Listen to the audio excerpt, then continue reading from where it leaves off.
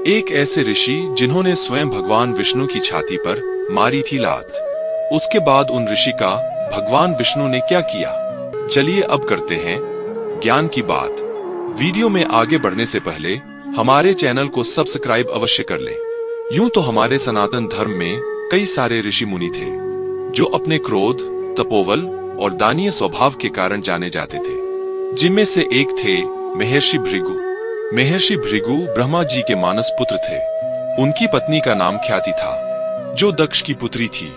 महर्षि भृगु सप्त ऋषि मंडल में से एक ऋषि के समान माने जाते थे। सावन और भाद्रपद में वे भगवान सूर्य के रथ पर सवार रहते थे।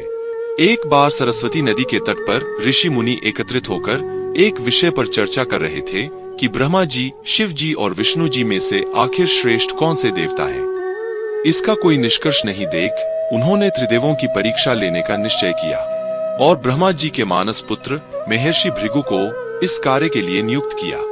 महर्षि भृगु सर्वप्रथम ब्रह्मा जी के पास गए। उन्होंने ना तो उनको प्रणाम किया और ना ही उनकी स्तुति की। यह देखकर ब्रह्मा जी अत्यंत क्रोधित हो गए। क्रोध की अधिकता से उनका मुख लाल हो गया, लेकिन फिर भी थोड़ा सोचकर कि महर्षि भृगु उनके ही पुत्र हैं, उन्होंने हृदय में उठे क्रोध के आवेग को विवेक बुद्धि से दबा लिया। और फिर महर्षि भृगु को समझ आ ही गया कि ब्रह्मा ने जो क्रोध किया है तो वे श्रेष्ठ नहीं हो सकते।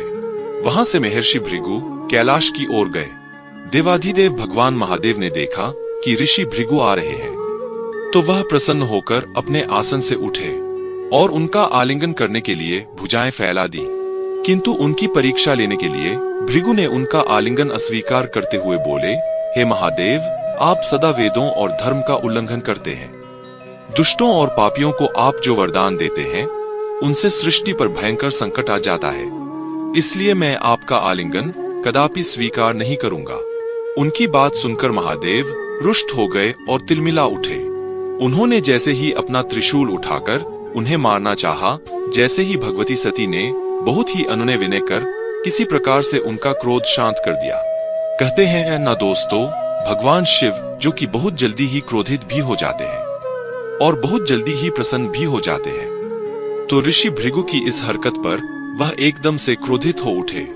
इसके बाद ऋषि भृगु बैकुंठ लोक गए। उस समय भगवान श्री विष्णु देवी लक्ष्मी की गोद में सिर रखकर लेटे हुए थे। भृगु ऋषि ने जाते ही उनकी छाती पर लात मारी। भगवान विष्णु शीघ्र ही अपने आसन पर खड़े हुए और उन्हें प्रणाम कर उनके चरणों को सहलाते हुए बोले, भगवान, आपके पैर पर चोट तो नहीं लगी? कृपया इस आसन पर विश्राम कीजिए। मुझे आपका शुभ आगमन का ज्ञान नहीं था, इसलिए मैं आपका स्वागत न कर सका। आपके चरणों का स्पर्श तीर्थ को पवित्र करने वाला है।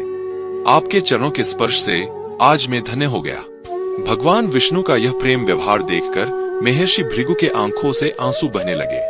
उसके बाद वे ऋषि मुनियों के पास वापस लौटे और ब्रह्मा जी, शिव जी और विष्णु जी के यहाँ के सभी अनुभव विस्तार से बताए।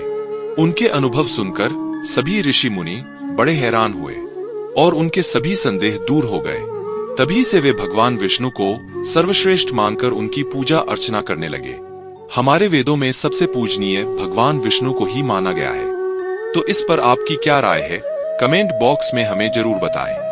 वीडियो अगर आपको अच्छी लगी हो तो लाइक करें और हमारे चैनल को सब्सक्राइब करें।